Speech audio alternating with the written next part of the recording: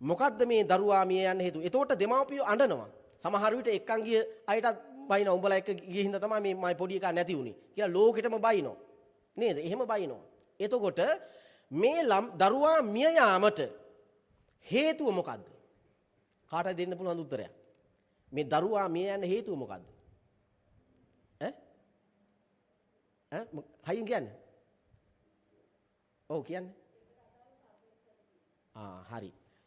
ඔව් එක එක උත්තර එනවා. පින්වතුනි හරි දැන් එහෙනම් විසඳ ගමු පින්වතුනි මේ දරුවා මිය යන්න හේතුව තමයි පින්වතුනි මොකද්ද? ඉපදීම. ඕක හිතුන්නේ නැද්ද? මිය යන්න හේතුව මොකද්ද? ඉපදීමනේ. පින්වතුනි හේතුව කියලා කියන්නේ තමන් ළඟ තියෙන ප්‍රධාන සාධකය.